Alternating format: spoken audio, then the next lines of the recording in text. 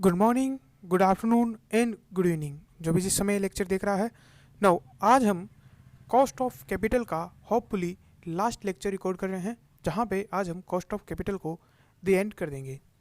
यहाँ पे हमारा जो लास्ट टॉपिक बचता है वो है weighted average cost of capital WACC। अभी तक इसे निकालने के लिए ही, weighted average cost of capital को निकालने के लिए ही अब तक हमने जो भी कैलकुलेशन की वो कर रहे थे। तो आज हम इस चैप्टर में weighted average cost of capital निकालना सीखेंगे और जानेंगे कि ये किस तरीके से निकालते हैं और किस तरीके से इनका सॉल्यूशन किया जाता है। यह निकालने से पहले मैं आपसे एक रिक्वेस्ट करूंगा कि अगर आपने मेरे चैनल को सब्सक्राइब नहीं किया है तो प्लीज़ सब्सक्राइब कर दे। साथ ही साथ अपने दोस्तों के साथ ज़्यादा से ज़्यादा शेयर करें ताकि थोड़े व्यूज़ जो है मेरे आए। अब हम करते हैं इसको स्टार्ट। उससे पहले मैं आपको 2 क्वेश्चन एक्स्ट्रा और करवाना चाहूँगा जो है हमारे लिए थोड़े इंपॉर्टेंट है हमारे लिए।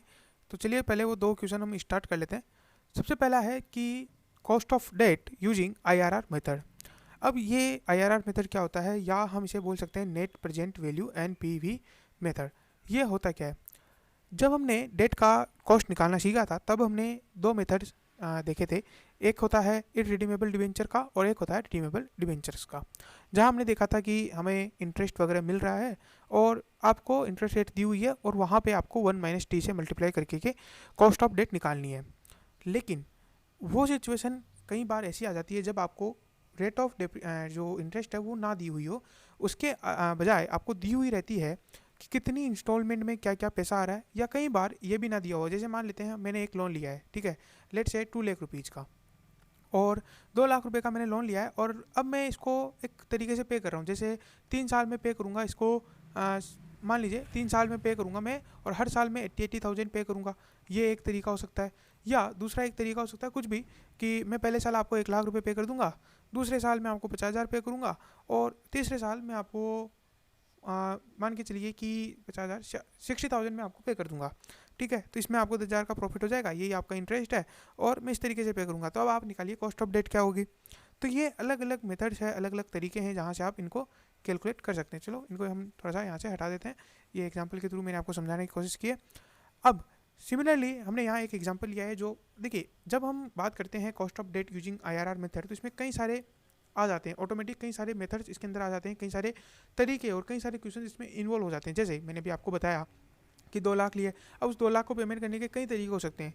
अब ऐसे में आपको वहाँ पे एक जो 10,000 जो आपने निकाला वो उसकी आपको हिडन रेट निकालनी होती है। यहाँ पर भी आपको IRR के अंदर एक हिडन रेट निकालनी होती है कि ऐसी कौन सी रेट है जहाँ पे जो कॉस्ट ऑफ डेट है वो निकल के आ रहा है, इतना हमारा कॉस्ट है डेट का। चलिए शुरू करते हैं एक एग्जांपल, इससे आपको और ज़्यादा बेटर क्लियर होगा। हमने लोन लिया 5 लाख का, जो कि 4 इक्वल इंस्टॉलमेंट में पेमेंट करना था। 1.5 लाख की 4 इंस्टॉलमेंट, 1,50,000 की 4 इंस्टॉलमेंट में पेमेंट होना था ना। अब हमें इस यहाँ पे कॉस्ट ऑफ डेट निकालना है। तो कॉस्ट ऑफ डेट निकालने के लिए हम क्या करेंगे कि सबसे पहले लेंगे कि हम 1,50,000 निकाल रहे हैं, ठीक है, मल्टीप्लाई बाई 4, यानी हमने टोटल दिया 6 लाख रुपए, ठीक है, और हमने लिए थे 5 लाख रुपए, यानी कि हमने टोटल 1 लाख रुपए का इंटरेस्ट पेमेंट किया। दैट मीन्स यहाँ पे कहीं ना कहीं हमारी कॉस्ट लग रही है और कॉस्ट का अमाउंट कितना है, 1 लाख रुपए। अब कॉस्ट का परसेंटेज हमें निकालना है।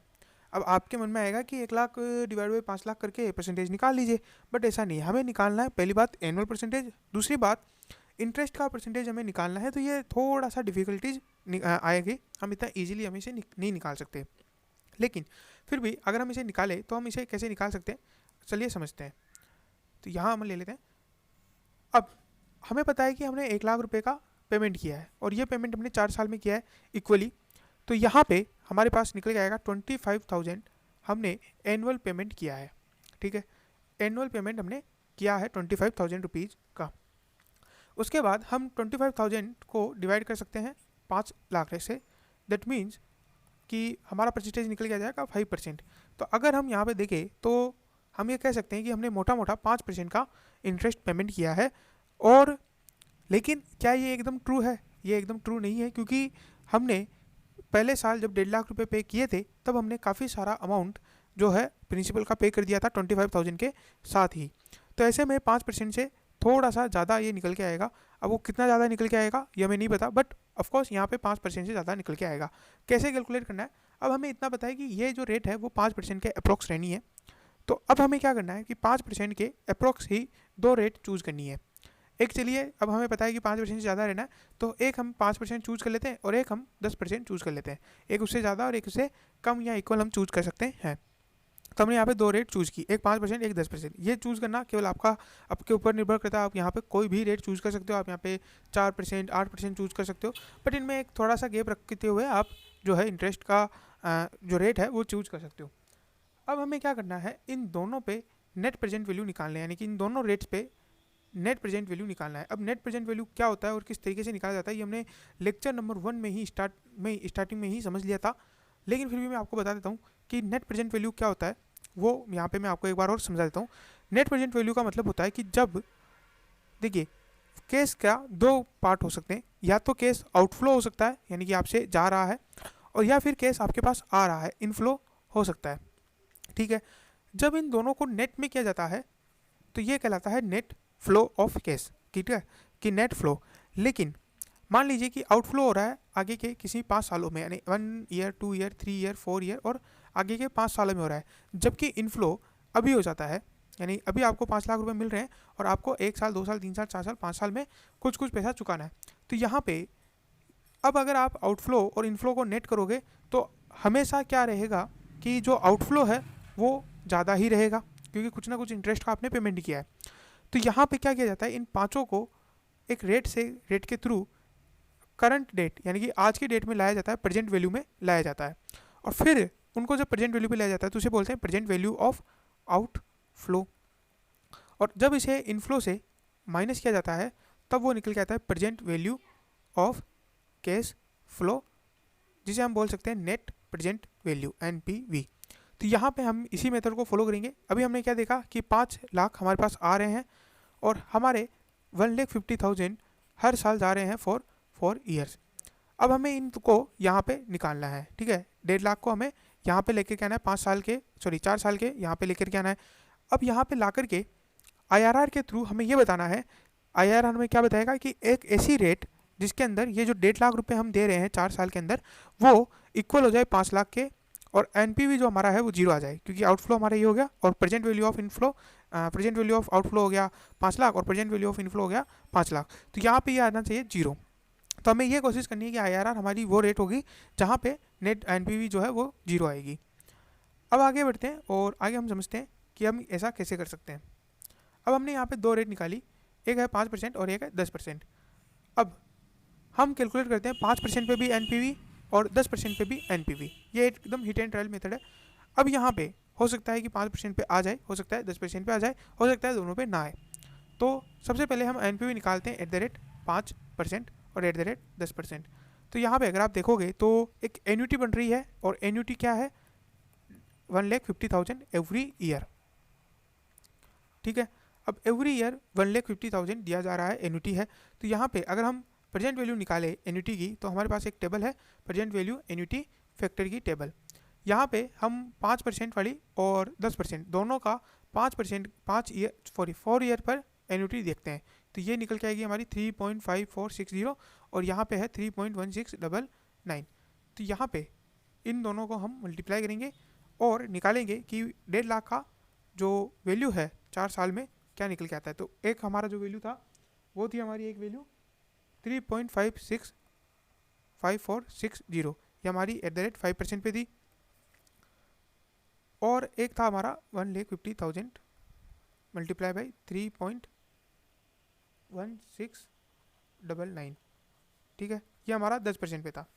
अब यहाँ पे हमारी वैल्यू क्या निकल के आ रही है, हमारी यहाँ पे वैल्यू निकल के आएगी है 5,31,900, और यहाँ पे वैल्यू निकल के आ रही है 4,79,485।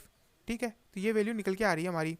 अब ये वैल्यू क्या डिटरमाइन करती है या क्या बताती है हमको, ये बताती है कि अगर आप आज मुझे 5,31,900 रुपये देते और रेट ऑफ इंटरेस्ट जो है, इंटरेस्ट की रेट क्या होती, 5% होती, तो मैं जो 1,50,000 का आपको दे रहा हूँ, 4 साल में पेमेंट कर रहा हूँ, वो 1,50,000 एकदम सही था आज की रेट के हिसाब से, 5% के हिसाब से। मतलब आप मुझे आज 5,31,900 रुपये दे दीजिए, मैं आपको 1.5 लाख रुपये हर साल दूंगा। कब तक दूंगा? 4 साल तक दूंगा।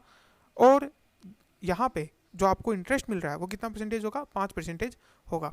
या हम एक और इस तरीके से बोल सकते हैं कि अगर मैं आपको आज 5,31,900 रुपये देता हूँ और रेट ऑफ इंटरेस्ट 5% है, तो आपका एनुअल इंस्टॉलमेंट बन के आ रहा है 1,50,000 रुपीज़। ठीक है, तो इसकी इस तरीके से हम दो तरीके से व्याख्या कर सकते हैं। यहाँ पर भी सिमिलर, जब हम 4,79,485 पढ़ते हैं तब इसका भी मतलब सिमिलर होता है कि अगर रेट ऑफ इंटरेस्ट 10% है तो आप मुझे 4,79,485 दे दीजिए, हर साल आपका 1.5 लाख रुपये का बिल आएगा, आपका हर साल 1.5 लाख रुपये का इंस्टॉलमेंट आएगा। तो यहाँ पे अब देखिए 5 लाख न तो 5% पे इक्वल आए और नहीं 10% पे इक्वल आए, तो यहाँ पे न तो 5% हमारी IRR होगी और न ही 10% हमारी IRR होगी। तो IRR क्या होगी? इंटरनल रेट ऑफ रिटर्न क्या होगी?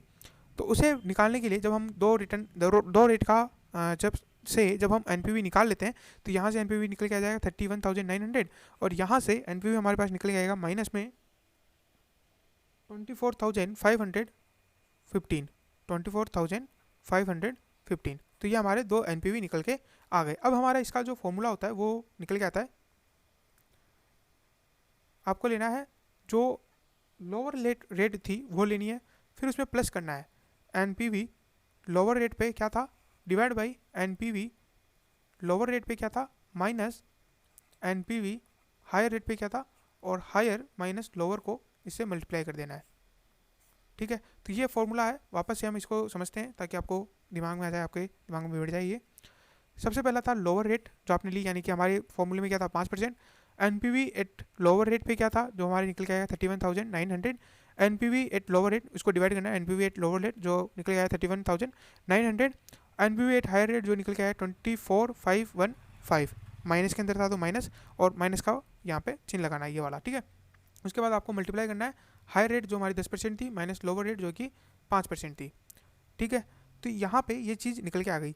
अब इसे जब हम सॉल्व करेंगे तो ये निकल के आएगा 5% प्लस, एक मिनट इसको थोड़ा आगे ले लेते हैं, 5% प्लस 31,900 और नीचे चूँकि दो बार माइनस थे, माइनस के ये और ये, तो ये निकल के प्लस हो जाएंगे और प्लस होकर के जो हमारा वैल्यू निकल के आएगा इन दोनों को हम ऐड करेंगे तब हमारी वैल्यू निकल के आ जाएगी ये 56,415 और इसको हम मल्टीप्लाई करेंगे 5% से।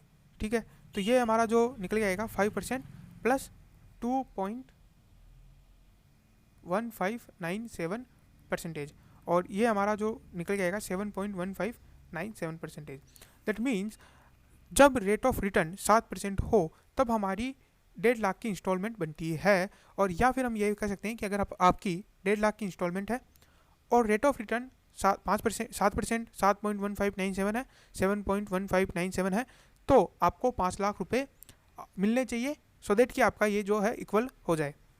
ठीक है, ये हमारा इस तरीके से आंसर निकल के आएगा। तो वापस से हम इसके एक बार स्टेप्स देख लेते हैं। सबसे पहले हमने क्या किया, हमने नॉर्मली एक अपना अंदाज़ा लगाया कि कितनी रेट हो सकती है, उस रेट को हमने अंदाज़ा लगाया कि हमने कितना इंटरेस्ट का पेमेंट किया, वो इंटरेस्ट का पेमेंट हमने कितने सालों में किया और हर साल का हमारा इंटरेस्ट रेट कितना होना चाहिए, हमने एक अंदाज़ा लगाया। अंदाज़ा लगाने के बाद हमने कोई भी दो रेट चुनी, दो रेट हमने अपने अंदाजे से चुनी, 4%, 8%, आपकी जो इच्छा हो आप चुन सकते हैं। ठीक है, 4%, 8% चुन सकते हैं, 3, 6, 3 और 8 चुन सकते थे। ठीक है, तो ऐसी कोई भी दो रेट आपको अपने हिसाब से चुननी है। उनको लेने के बाद आपने उन दोनों रेट पे नेट प्रेजेंट वैल्यू निकाला। नेट प्रेजेंट वैल्यू का मतलब हो गया कि net of outflow and inflow present value पे, दोनों का नेट प्रेजेंट वैल्यू निकालने के बाद हमने दोनों का नेट प्रेजेंट वैल्यू निकाला। उसके बाद हमने एक फॉर्मूला लगाया, lower rate plus NPV at lower divide by NPV at lower rate minus NPV at higher rate, इसको मल्टीप्लाई करना है अपने हायर माइनस लोअर से। इस फॉर्मूले को हमने रखा और हमने यहाँ पे रेट निकाल के दी आपको IRR। ये हमारा फॉर्मूला हो गया और इस तरीके से हम इसको कैलकुलेट कर सकते हैं। नाउ इसके बाद हम थोड़ा सा एक और क्वेश्चन पे देखते हैं जो कि इसी से सिमिलर है और वो क्वेश्चन है cost of debt amortization of bond. ठीक है, अब अमोर्टाइजेशन ऑफ बॉन्ड का मतलब क्या हुआ, इसमें हमें ये निकालना है कि मान लीजिए कि एक बॉन्ड था, यानी बॉन्ड या डिबेंचर बोल सकते हैं, इसको हमें 8% पे इशू कर दिया था, बट जो सामने वाला है वो अगर 6% पे ही लेना चाहता है, मतलब उसके लिए 6% भी पर्याप्त है, तो ऑफकोर्स अगर आप 8% दे रहे हो और उसे उसके लिए अगर 6% भी पर्याप्त है तो वो इसे ज़्यादा रेट में भी लेने के लिए तैयार हो जाएगा। क्योंकि मान लीजिए कि मैं आपको कहता हूँ कि आप मुझे 1000 रुपये दीजिए, एक कागज़ है, ठीक है, एक कागज़ है जिस पे लिखा हुआ है कि मैं ये कागज़ जिसके पास रहेगा उसको मैं 1000 रुपये पर 8% की रेट से ब्याज दूंगा और at the end of 5 year मैं उसे 1000 रुपये वापस से दूंगा। यानी इसका मतलब ये हो गया कि 5 साल के लिए आपने 1000 रुपये उधार लिए हैं 8% की रेट पे। अब अगर मैं कहूँ कि मैं 6% की रेट पे उधार देने के लिए तैयार बैठा हुआ था, मेरे पास आया नहीं इसलिए मैंने दिया नहीं, बट अभी मैं 6% की रेट पे उधार देने के लिए तैयार हूँ।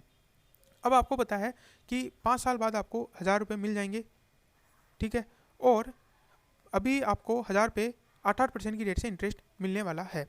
अब आप चूँकि 6% के लिए तैयार थे तो यहाँ पे आप अमाउंट ज़्यादा देने के लिए तैयार हो जाओगे, ऑफकोर्स ना, क्योंकि जब रेट ऑफ रिटर्न कम है तो आप अमाउंट को ज़्यादा देने के लिए तैयार हो जाओगे, तभी तो ये इक्वल आएगा।